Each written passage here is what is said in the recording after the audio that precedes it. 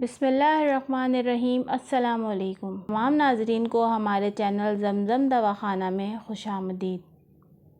ناظرین، ہماری ہمیشہ سے یہ کوشش ہوتی ہے کہ ہم آپ لوگوں کے لیے ایسی ویڈیوز لے کر حاضر ہوں جن سے آپ کو زیادہ سے زیادہ فائدہ پہنچے۔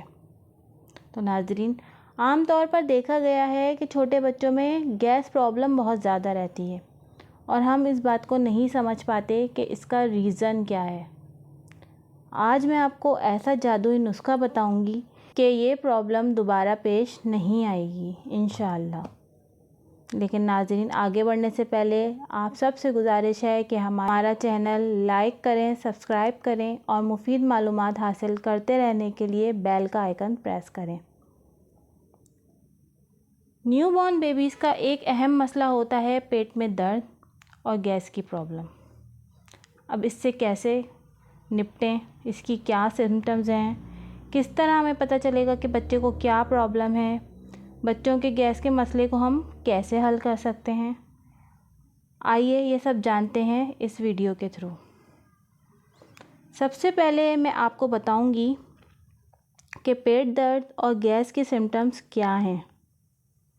تو ناظرین، سب سے پہلی سمٹم یہ ہے کہ بچہ بہت روتا ہے۔ دوسری یہ کہ دودھ پینے کے باوجود بچہ بھی روتا رہتا ہے، یعنی اس کا پیٹ بھی بھرا ہوتا ہے پھر بھی وہ رو رہا ہوتا ہے۔ اور تیسری سمٹم یہ ہے کہ پیٹ سخت ہو جاتا ہے، یعنی آپ بچے کے پیٹ پہ ہاتھ لگائیں گے کہ تو آپ کو فیل ہوگا کہ ہاں بچے کا پیٹ سخت ہو رہا ہے۔ بچے کے پیٹ کا سخت ہونا اس بات کی علامت ہے کہ بچے کو گیس ہے۔ ناظرین، ریمیڈی کی طرف جانے سے پہلے میں آپ کو کچھ احتیاطی تدابیر بھی بتانا چاہوں گی کہ جس کی وجہ سے یہ پرابلم پیش ہی نہیں آئے گی۔ پہلی تو احتیاطی تدابیر یہ ہے کہ پیمپر اتار دیں بچے کا۔ جب اس طرح سے آپ کو فیل ہو کہ اگر بچے کو گیس ہو رہی ہے یا اس کو پیٹ میں درد ہو رہا ہے تو آپ اس کا پیمپر اتار دیں۔ اس طرح بچہ جو ہے وہ اپنے ہاتھ پیر چلائے گا تو اس کی نیچرلی ایکسرسائز ہوگی تو گیس خود ہی خارج ہونا شروع ہو جائے گی اور بچے کو سکون ملے گا۔ بچے کو زیادہ دیر خالی پیٹ نہ رکھیں کہ خالی پیٹ رہنے سے بھی گیس بننا شروع ہو جاتی ہے۔ اس طرح تو بڑوں کے اندر بھی ہوتا ہے کہ جب ہم زیادہ خالی پیٹ رہتے تو ہمارے پیٹ میں بھی گیس بننی شروع ہو جاتی ہے۔ اسی طرح بچوں کے ساتھ بھی ہوتا ہے کہ بچوں کو زیادہ دیر خالی پیٹ نہ رکھیں۔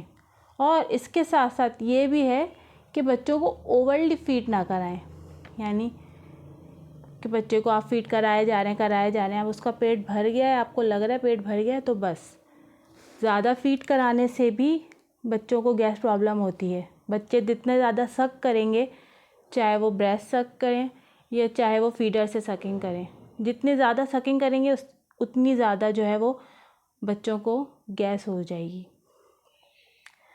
تیسری احتیاطی تدابیر یہ ہے کہ بریسٹ فیڈنگ کرانے والی مائیں اپنی خوراک کا خیال رکھیں، یعنی وہ ایسی سخت اور بادی چیزیں جس میں آلو ہے، بیگن ہے، چھولے ہیں، اس طرح کی چیزوں سے زیادہ پرہیز کریں کہ جس سے بچے کو گیس پرابلم ہو۔ تو ناظرین، ہم نے جانی کہ ہمیں کیا چیزوں سے پرہیز کرنا ہے۔ اب ہم چلتے ہیں نسخے کی طرف۔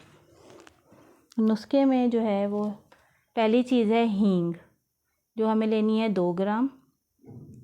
دوسرے نمبر پہ ہے اجوائن دیسی، جو ہمیں لینا ہے 50 گرام۔ تیسرے نمبر پہ ہے سونٹ، جو کہ ہے 50 گرام۔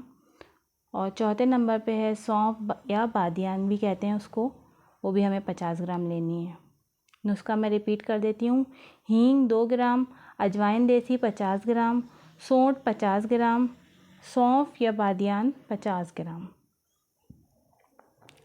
یہ چاروں چیزوں کو آپ کو لینا ہے اور اس کو پاؤڈر فارم میں بنوا لینا ہے۔ کسی بھی پنسار کے اسٹور سے آپ اس کو پاؤڈر فارم میں کروا لیں۔ آپ چاہیں تو یہ مقدار خوراک آدھا بھی کر سکتے ہیں، کیونکہ ظاہر ہے یہ پاؤڈر زیادہ بن جائے گا جو میں نے آپ کو وزن بتایا، تو آپ اس کا آدھا بھی لے سکتے ہیں۔ جیسے ہینگ 2 گرام ہے تو اس کو 1 گرام کر لیں، اجوائن دیسی 50 گرام ہے تو اس کو 25 کر لیں، سونٹ 50 گرام ہے تو اس کو بھی 25 کر لیں، اور سونف جو ہے وہ 50 گرام ہے تو اس کو بھی 25 کر لیں۔ اس طرح آدھا کر کے بھی آپ یہ نسخہ بنوا سکتے ہیں۔ اچھا جی، اب یہ ہم نے پاؤڈر فارم میں بنوا لیا۔ اب ہمیں کیا کرنا ہے 1 رتی سے 2 رتی، یہ میں آپ کو مقدار خوراک بتا رہی ہوں، 1 رتی سے 2 رتی آپ کو 1 کپ پانی میں اس کو حل کرنا ہے، اور دن میں 2 سے 3 بار 1 چائے کا چمچ بچے کو پلانا ہے۔ میں واپس ریپیٹ کروں گی مقدار خوراک، 1 رتی سے 2 رتی 1 کپ نیم گرم پانی میں آپ کو اس کو حل کرنا ہے، اور بچے کو دن میں 2 سے 3 بار 1 چائے کا چمچ پلانا ہے۔ اب آپ بولیں گے کہ 1 رتی اور 2 رتی کیا ہے؟ جو 1 گرام ہوتا ہے اس کا 10واں حصہ جو ہے نا وہ 1 رتی کہلاتا ہے۔ اب یہ تو تھوڑا پرابلم ہو جائے گا آپ لوگوں کے لیے ظاہر ہے لینا، کہ بھائی 1 گرام کا 10واں حصہ کس طرح لیں، تو اس کا آسان حل یہ ہے کہ آپ 1 چٹکی کے برابر لے لیں وہ پاؤڈر، اور وہ 1 کپ نیم گرم پانی میں حل کر لیں۔ اس کے ساتھ ساتھ ناظرین آپ کو کیا کرنا ہے، بچے کے پیٹ کی سکائی کرنی ہے، دن میں 2 سے 3 دفعہ گرم کپڑے سے بچے کے پیٹ کی سکائی کرنی ہے، اور دن میں 2 سے 3 دفعہ 5-5 منٹ کے لیے بچے کو الٹا لٹانا ہے۔ یہ دونوں چیزیں بھی آپ کریں گے تو انشاءاللہ گیس بہت جلدی خارج ہوگی۔ یہ نسخہ تمام جن بچوں کو گیس ہوتی ہے، یا جو بچے کولک بیبیز کہلاتے ہیں، ان کے لیے انتہائی مفید ہے۔ انشاءاللہ آپ اس پہ عمل کریں، ضرور فائدہ پہنچے گا۔ امید ہے ناظرین کہ آپ کو یہ ویڈیو ضرور پسند آئی ہوگی۔ ملتے ہیں اگلی ویڈیو میں مزید مفید نسخوں کے ساتھ، تب تک کے لیے اللہ حافظ۔